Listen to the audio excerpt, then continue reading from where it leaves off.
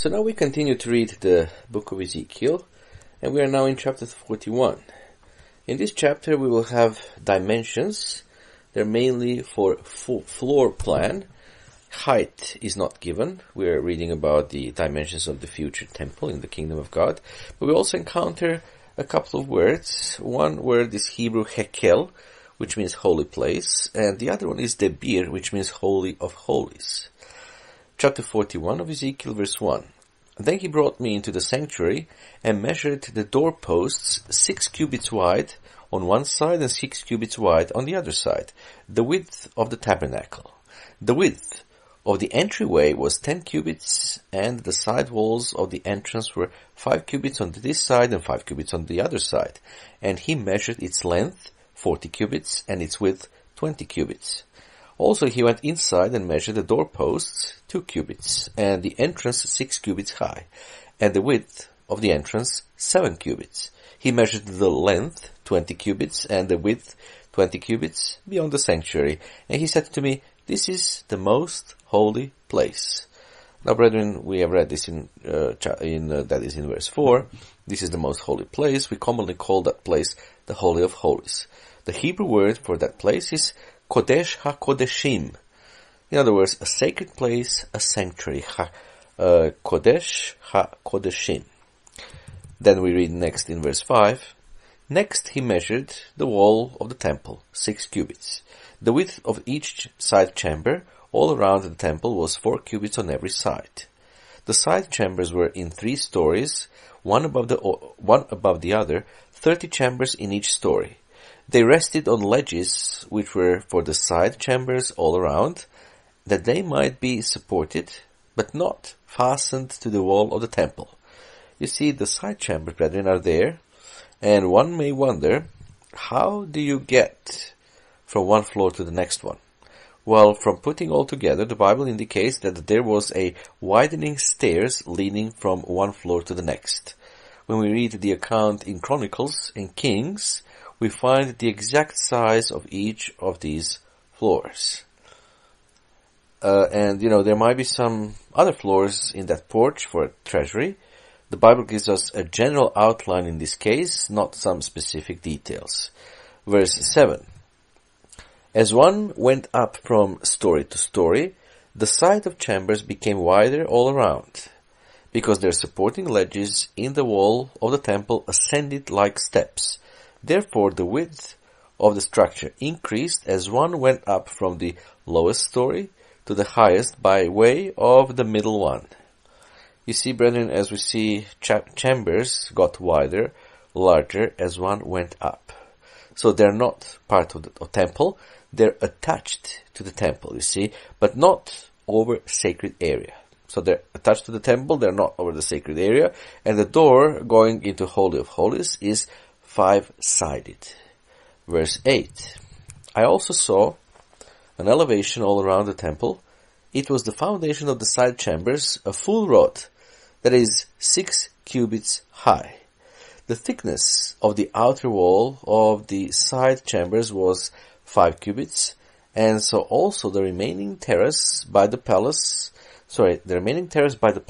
of the side chambers of the temple, and between it and the wall chambers was a width of 20 cubits all around the temple on every side. The doors of that side chambers opened on the terrace, one door toward the north and another toward the south, and the width of the terrace was 5 cubits round. Verse 12. The building that faced the separating courtyard at its western end was 70 cubits wide. The wall of the building was 5 cubits thick all around, and its length 90 cubits. So he measured the temple 100 cubits long, and the separating courtyard with the building and its walls was 100 cubits long. Also the width of the eastern face of the temple, including the separating courtyard, was 100 cubits. He measured the length of the building behind it, facing the separating courtyard, with its galleries on the one side and on the other side, 100 cubits, as well as the inner temple and the porches of the court. Their doorposts and the beveled window frames, and the galleries all around their 3 stories opposite the threshold were paneled with wood from the ground to the windows.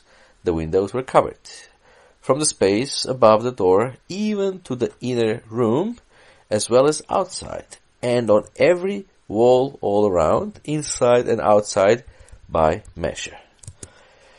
Verse 18, and it was made with cherubim and palm trees, and palm tree between cherub and cherub.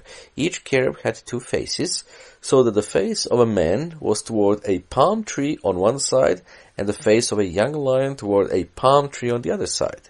Thus it was made throughout the temple all around, from the floor to the space above the door, and on the wall of the sanctuary cherubim and palm trees were carved.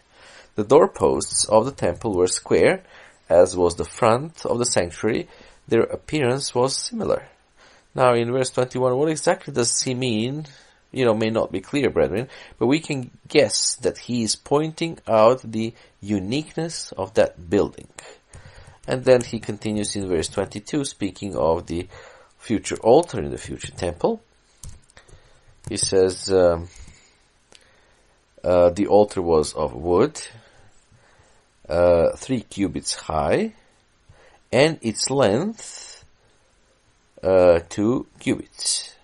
Its corners, its length, and its sides were of wood. And he said to me, this is the table that is before the Lord. Now, interestingly enough, I think we know there was always a table before the Lord in the Old Testament. So here we have a description of the altar. Then verse 23, the temple and the sanctuary had 2 doors. And now, brethren, he's describing the door going from the porch into the holy place. That door was an accordion type of doors, Verse 24, the doors had 2 panels apiece, 2 folding panels, 2 panels for one door and 2 panels for the other door. Cherubim and palm trees were carved on those doors of the temple just as they were carved on the walls. A wooden canopy was on the front of the vestibule outside. So you see, the appearance of palm trees and the cherubim are engraved in the wood. Very, very interesting. Verse 26, there were beveled window frames and palm trees on one side and on the other, on the sides of the vestibule, also on the side chambers of the temple and on the canopies. So this was indeed, we have just read, Ezekiel chapter 41.